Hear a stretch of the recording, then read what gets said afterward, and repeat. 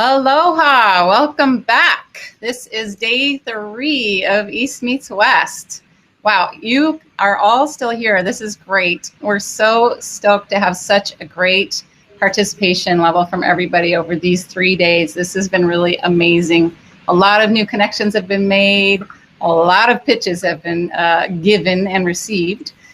So it's been pretty awesome so far. Casey, what do you say? Yep, it's been great. I'm glad we did it. I'm glad everybody's still here. It's an amazing 3 days. Not too much talking, more networking. I love it. I think it's very exciting. So today's program, we're going to have this amazing panel coming up right now, talking about bringing tourism back responsibly.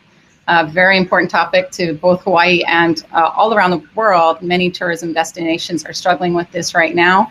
And then we're going to go into our roundtables again. So again, reminder that all the roundtables have changed today. So take a look, new tables, new numbers, find where you want to go. And after that, we're going to come back and hear the final pitches. So everybody who pitched their heart out this week, I asked the VCs at the end of each day to nominate their favorite pitches. And they did that, and we will be hearing from them this afternoon, the mystery winners of the pitch. There are four startups, right? Yes, we had to bump it up to 4, Casey, because we were supposed to have 3, but too many good ones.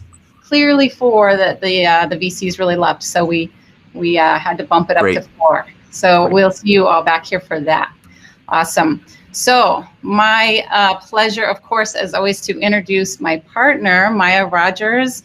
She is the CEO of Tetris Company. She is also my partner here at Blue Startups and about the most awesome boss lady in the world. So she's going to be moderating this panel about bringing tourism back responsibly. Take it away, Maya. Aloha. Thank you. Great to be here. So without further ado, I want to introduce each of our panelists. I'm very excited to talk about bringing tourism back responsibly. The first person I'd like to introduce is Kalani Ana. He's the Director of Hawaiian Cultural Affairs and Natural Resources at Hawaii Tourism Authority. Welcome. Hello. Thanks so much for having me. Aloha. All right, the second person I'm going to introduce is Jessica Blotter. She is the CEO of Kind Traveler and Blue Startups portfolio company based in Los Angeles. And maybe you can tell us a little bit about your company real quick. Oh, yeah, of course. So Kind Traveler is the first give and get hotel booking platform that empowers travelers to positively impact the communities they visit. Great. And last but not least, Chris Hemmeter. He's with Thayer Ventures Managing Director. And I understand that you guys invest in emerging tech in the travel and transportation space. Exactly. And you have Hawaii roots? Hawaii roots, born and raised. Born and raised, but you're in San Francisco now, right? I'm in San Francisco. Yep.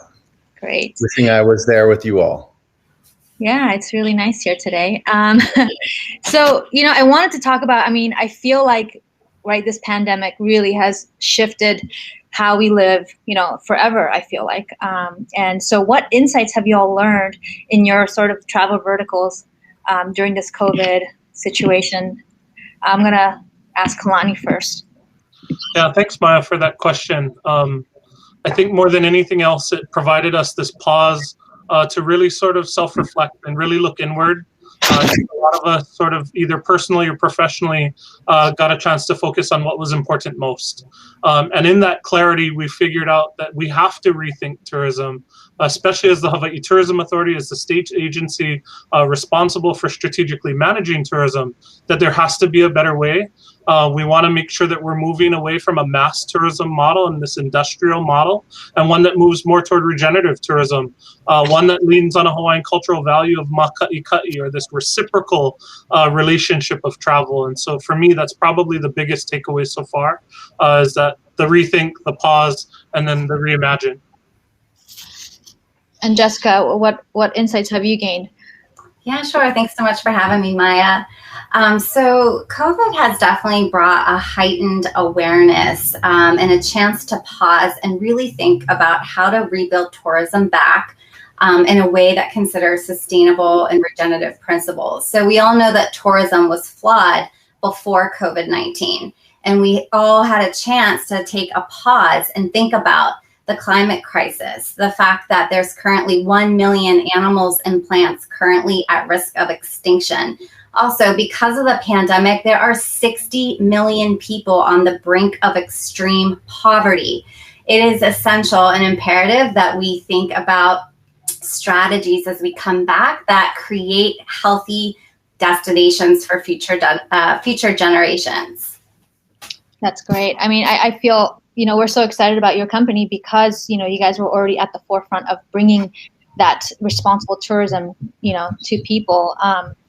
So I think, Chris, from your investment side, what kind of tech, are you seeing emergent tech that's coming out of this? What are people doing? Yeah, I mean, this has been one of the most sort of devastating, disruptive, dislocating times in the history of this industry. If you think about, travel and hospitality, this is a multi-trillion-dollar value chain globally, historically been growing faster than global GDP. And we know that it has also historically been resistant to the adoption of technology.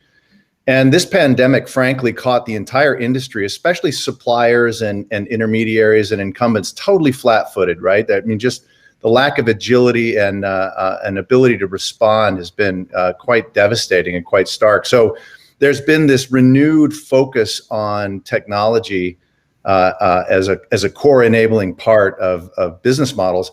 And I think it's really interesting. And the things that we're hearing about today and the things we've been discussing, we're seeing now that travel suppliers and incumbents and participants are thinking about tech as a gotta have in order to drive agility and productivity into their businesses, where they used to think of it as a bit of a luxury before. And that's creating an accelerating opportunity for entrepreneurs, frankly, and for the industry to change rapidly. So it's an exciting time, even though it's been a devastating time as well. We talked a little bit prior to this call right now about, public-private partnership. Do you think, Kalani, I mean, does it have to become, does tech get involved in trying to figure out this responsible tourism, and what does that look like? Can you give us some examples? Yeah, I think technology certainly should and can be a part of the solution. I think a lot of the pressure, maybe I'll just start by saying that prior to COVID, Hawaii was in a crisis. It was a different crisis. And I think technology allows us the ability and the empowerment to manage tourism more effectively. One, so that it improves our quality of life as residents and protects our natural resources and our communities, but one that also improves the visitor experience. Nobody wants to go hike a trail where it's just completely crowded and you're bumping into people. Nobody wants that as an experience. And so if we can leverage technology like reservation systems and other things, surge pricing, right? Like say Makapu'u Lighthouse, for example, super busy in the morning, maybe from 5 to 9 a.m. it's a higher price. And then maybe in the middle of the day, like at 2 in the afternoon, where it's not as popular, maybe the fee is a little bit cheaper. And so how do we get creative in managing it to protect it first and foremost, but to improve the experience for all? And I'd love to just sort of pile onto what Kalani said there, because I think that is such a perfect example of technology as an enabler, right? I mean, if you think about tech and tech-enabled services, I mean, this is exactly the point. The way that we used to do things were so static and inflexible. And now, by incorporating technology into the vision of the way that we do things across tourism, frankly, it enables ideas like the ones Kalani just laid out. So it's, this is the kind of thing that entrepreneurs should be getting excited about. Mm-hmm.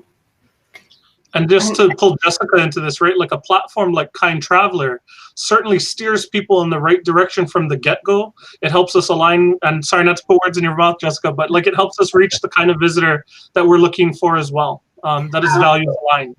Thanks so much for that, Kalani. Yeah, I think, the problem that we're solving is that travelers, 75% of travelers approximately want their travel dollars to positively impact the communities they visit. But one of the big challenges in this space is that half of them find this confusing and a third don't know how to do this.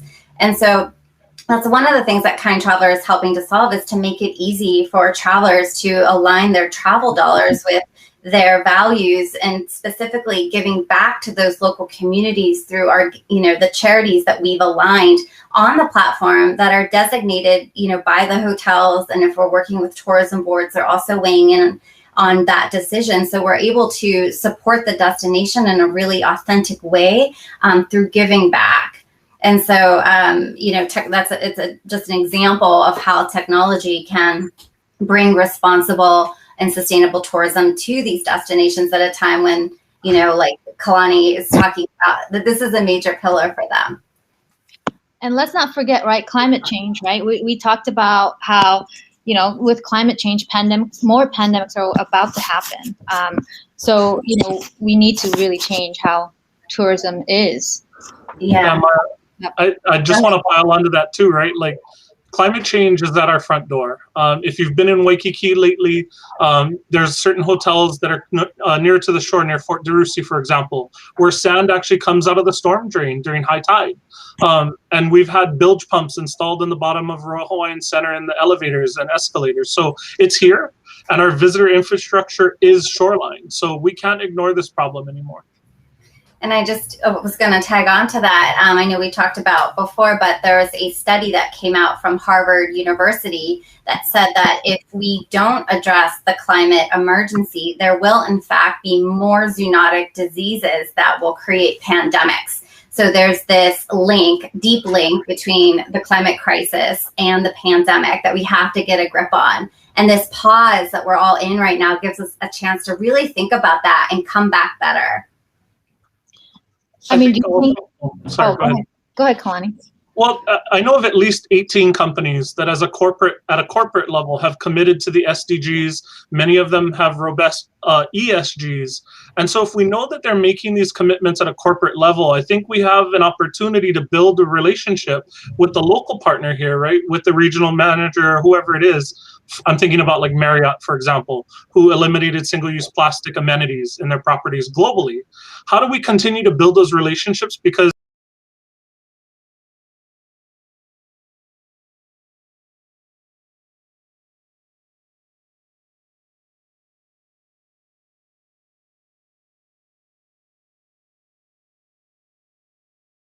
that's called Aina economic futures, right? And you guys, it wasn't just travel, but like from different industries. Maybe you can share us a little bit about what you guys are doing there. Sure. So there were 14 of us right at the onset of the pandemic that really wanted to just reimagine Hawaii. We recognized the moment and really just brought a community voice to conversations where we felt like it was missing. Government had organized, business had organized, and neither of those two groups had a specific community voice present. And so we formed Aina Aloha Economic Futures to be able to be that conduit for community. We hosted 18 different sessions. We've got 2,700 people and organizations that have signed on to our declaration, all with this idea of how do we do tourism better? How do we look at ho'okipa, our hospitality, better? How do we look at maka'ikai? And I think maybe at the foundation of it is circular economy that holds dollars here longer and reduces leakage. We recognize dollars will leave Hawaii eventually, but how do we slow it down and keep those dollars here longer? But happy to drop that into the chat. Or Forrest, thanks, Forrest. I see you dropped it in. Yeah, so is there room, right, for mass tourism and this kind of like conscious tourism? I know, Chris, you had mentioned like the big guys who are bringing busloads of, people here. I mean, they're going to want to come back and make their money back, but there's all these smaller, travel companies and businesses that were, severely affected. And so is there room for both and what needs to happen? Yeah, I mean, just when we were having our pre-discussion, I was just highlighting that as one of the great challenges of this issue, right? Is that we can't ignore the fact that the last 12 months has been just economically devastating to small businesses, mid-sized businesses, and large corporations. And it's very unlikely that they're not going to do everything that they have to rebuild the economic damage that they've experienced in the last year. And one would expect that. So we have to be prepared for that. So as tourism snaps back, and I think that there's strong evidence that leisure tourism is going to snap back hard. And I frankly think we're starting to see early days that even group business is showing signs of life and might be coming back sooner than we thought.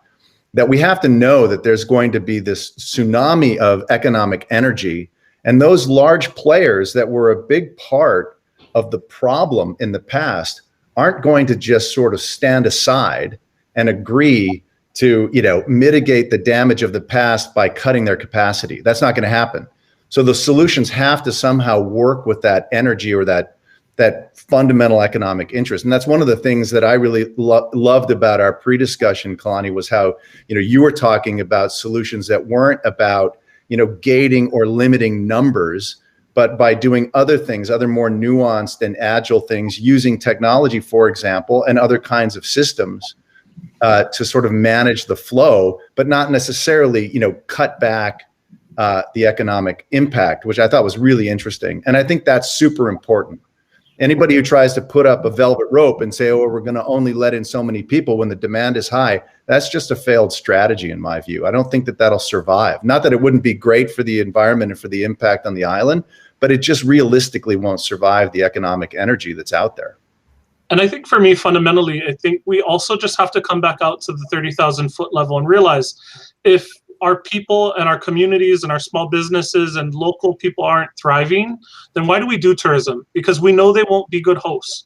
And I think that some of the pressure we feel right now is where local people don't feel like they're able to survive, right? And so how do you, in that frame of mind, want to share Aloha and want to feel hospitable when you can't even put food on the table or you're 2 months behind in rent, right? And so when we think about tourism, how do we make sure that the benefits of it are shared more equitably and that people aren't left behind? And I was just sorry. Go ahead, Maya. I was going to say, this is not just a Hawaii problem, right? But it's happening all over the world and all the destinations. So Jessica, go ahead. Yeah, I was just going to tag on to what Kalani was saying, and that it really requires a new way that we define success across the board. And I know that Kalani has specifically defined 4 pillars that are really important to HTA, which I'm sure he'll talk about in a minute. But part of that redefinition of success looks at quality over quantity of visitors as an example. We also need to look at things like the amount of land and marine assets we protect. How much renewable energy are we using? How many local people are we training and employing in these tourism jobs?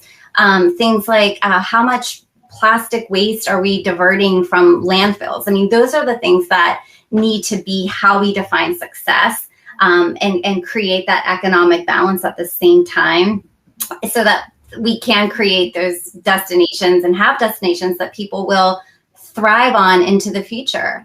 Because if we don't have the health and well-being of the destination, unfortunately, we don't have tourism. Absolutely. Yeah, well, so Kalani, I had a question. Well, there's some questions for you. One guy, Brad is talking about the green passport fee, right? That's making the way to legislation right now. And it's already in place in places like Palau, where they charge, right? People are having to write a pledge, a green pledge as they enter Palau, or in Bhutan, where they charge, $200, $250 per day per tourist. Is that something, well, the question is that right tool for the job, right? Is that going to help us get it be in a better place? Can you talk a little bit about that? I think I'll just start 2 things I kind of want to address in that question. The first one, though, is about measuring success, because I think if we have clearer measurements of what we're going after, we're able to respond better and manage it better. So the HTA and the new strategic plan that they adopted in January of last year prioritizes 4 key performance indicators. First is resident sentiment. How do we as residents feel about tourism? The second is visitor satisfaction, per person per day spend, and then total expenditures. We still measure arrivals, we still measure RevPAR and ADR and all of those traditional measurements. But we said, again, to this point of holistically managing a destination and to move toward regenerative tourism, we have to get really honest about tourism's impacts, positive and negative, mitigate the negative and amplify the positive. Now, with that being said, with a green fee, the devil's in the details. Where is it collected? How is it collected? And to what is it benefiting, right? So if we're not really clear about where those green fees that are collected go, I think we run the risk of it going into just some other fund, right? And so if we collect it at a place, does it go back to that place? So say Diamond Head. If you pay your fee at Diamond Head, does it go and reinvest into Diamond Head first? And then if there's leftover, does it go somewhere else? Or does it go into a pot of money for something else? And so with the green fee, and I support the intention, it's just the devil's in the details. Well, that was well navigated, Kalani. You handled that question brilliantly. But it is. I mean, it's a risk, right? I mean, we don't want to solve these problems by just throwing a lot of bureaucracy at them. I mean, small business and our community won't thrive there either. So it's, I love the thinking of trying to figure out, how to do it in the most efficient and appropriate way. And, this is, I think, this whole problem that we're addressing now. We have to remember that the pandemic was a pause. The things were out of control, as Kalani said before, and that was true worldwide, not just in Hawaii. Crisis was upon us everywhere, and over tourism was a new concept that was, obviously had gained huge traction. And we've had a pause now, but you can be sure that, it's going to come back as a flood, and so we have to have tools in place to manage that. And just throwing a bunch of bureaucracy at it isn't going to get us there. There's some comments about, Hawaii is so dependent on tourism. I know, Violet, you put up some comments up there about, diversifying, right? So we're not just dependent on tourism, but putting more effort into agriculture and all that stuff. I don't know if you guys have any feedback that you want to give about diversifying the economy. I would just say that I think tourism can be a catalyst, right? It's not an either or. We know that transition will take time. And I would hope that we could find ways where tourism could be the catalyst for agriculture and whatever else that community dreams up. But doesn't happen overnight. And so we're going to have to do what we need to do for now. But yeah, I think it could be a catalyst. It can support other things. Jessica, I have a question for you. So post-pandemic, or during this time, how has different hotels reacted differently? Or, I know you work with a lot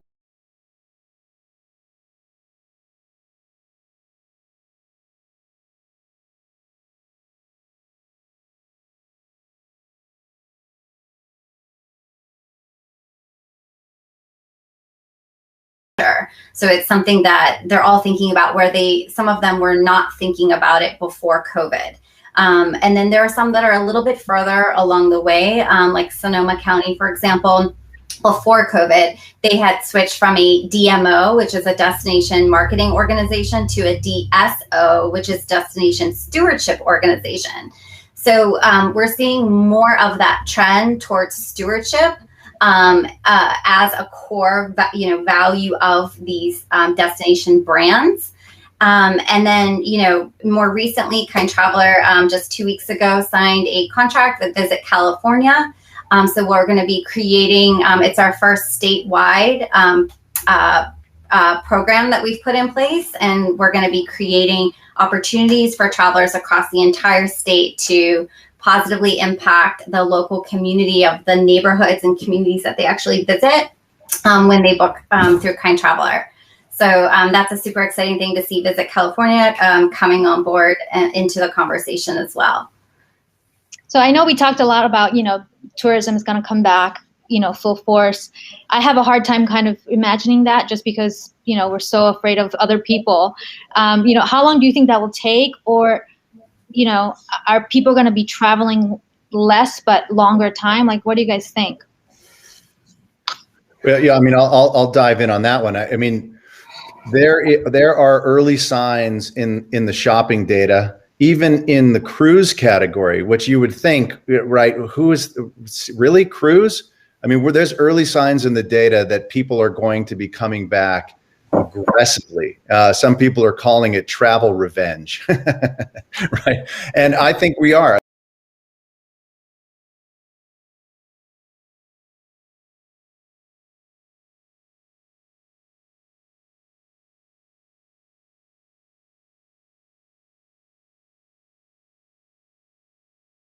It will certainly affect Hawaii. I think the demand is going to be significant. International travel is going to be delayed a little bit longer, because I think the U.S. is going to be, believe it or not, a little bit further along towards at least confidence as a function of our vaccination processes and so forth. I also think, though, that we're seeing indicators that group business and then regular business travel is likely to return as well. It'll be delayed to leisure travel, probably more of a fourth quarter and then 2022 phenomenon. But there's already evidence. So you saw in Hyatt's earnings report, they talked about the indicators, the sort of surprising indicators of group booking. And I think a lot of that is a function of the fact that the group business is truly an enterprise. It's a business. There are a lot of people whose livelihoods are based on creating events and functions. And so they're chomping at the bit to get back out there and create these events. And there's every indication that people want to network. I mean, I'm sure that the 145 of us that are staring at our laptops right now would sure prefer to be in person. So I think that we're going to see a strong return. You know, as far as revenues for travel suppliers, it's a different story. A lot of the forecasters are saying that the hotel industry is likely to suffer, a long recovery, probably 3 or 4 years before they're back to 2019 RevPAR numbers. We'll see. I don't know. The demand seems to be stronger than that. So, I mean, every person that I talked to in the last couple of days definitely was like, okay, see you next year. We're coming to Hawaii. You know, I mean, that's definitely a sentiment. I'm curious, we talk about, especially in Hawaii, Airbnb is the locals don't want it, right? But as we've changed so much on how we travel, how do you see that local sentiment? Do you think that will change how people travel? So less hotel stays, but more, vacation home type travel?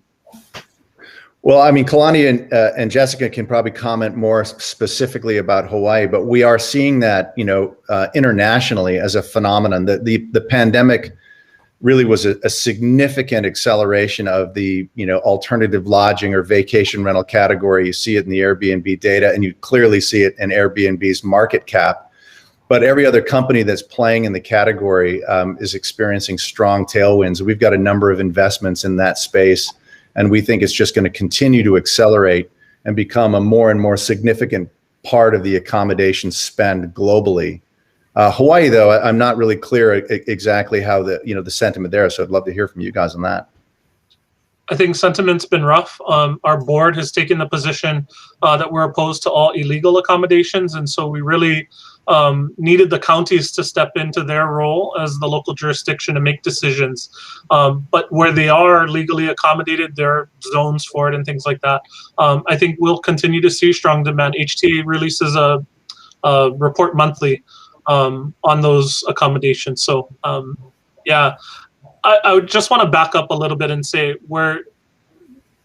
I think we all want to travel and be in an Airbnb, but none of us want them in our backyards or our neighbor's yard, right?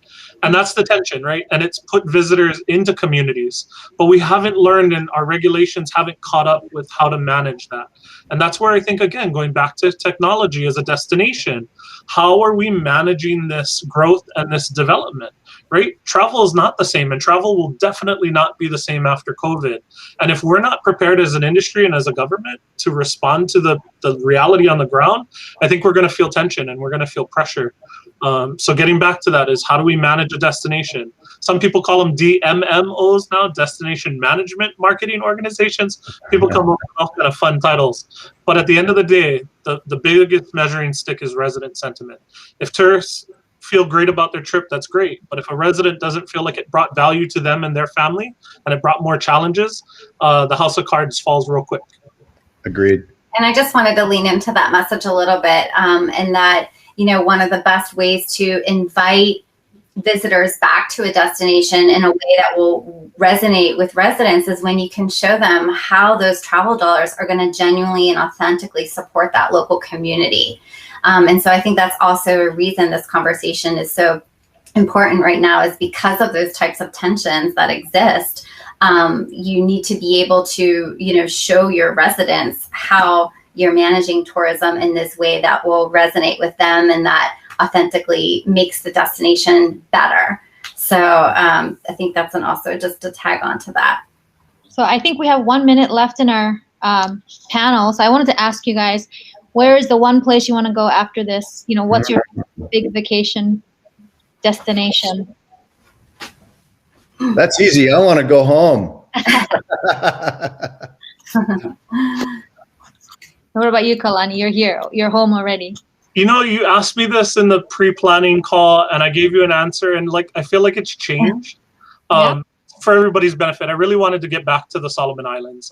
It's a place that touched me profoundly as part of the Festival of Pacific Arts and Culture when I attended as a delegate. That was my initial answer. I'm going to stick with it. Okay. And Jessica? Yeah, I mean, I'm just really passionate about going to visit some of our new kind hotels and charities that we've brought on. Specifically, we brought on the Francis Ford Coppola collection down in Belize in Guatemala, and they're working with some wildlife rescue organizations that I'm really passionate about going to visit. So, I mean, for me, it makes my heart explode when I'm able to like actually go see the work that we're doing and be hands-on. It makes the business of what we're doing so worthwhile, because it's been a very it's a hard journey being in a startup. So that's the thing I'm really looking forward to doing. That makes sense. Well, I'm itching to go somewhere cold because it's really hot in Hawaii. But I think by the time we get to, we feel comfortable traveling, it's going to be summertime everywhere. So I'm hoping Japan, but who knows? Yeah. If they'll open up, who knows if the Olympics will happen? We don't know. Right. Awesome panel, you guys. I'm coming Maya. Thank you, Maya. Thanks, Shanoa. All right. Thanks, Maya. And thank you, Chris and Jessica and Kalani. I know we had a lot of audience engagement, so people were listening and paying attention. This is an issue that everybody wants to have an opinion about and comment on. So that's why we put it up here. And no easy answers, unfortunately. But, at least we are critically aware of the issues, and that's got to make us make some better decisions going forward. So again, thanks to you guys for coming on today.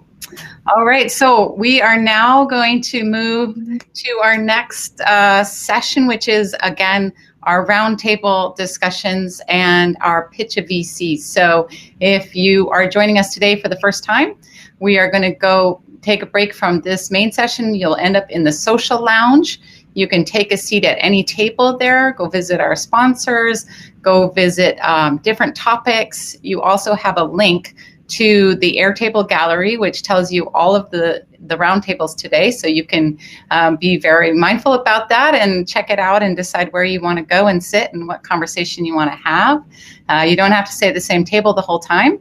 You can pop around, and at the end of those tables, there's pitch of VCs. I think we have 6 or 7 VCs with us today. Some of them are new, so if you have been pitching for the last 2 days, there may be some new faces, new victims for you to pitch to today.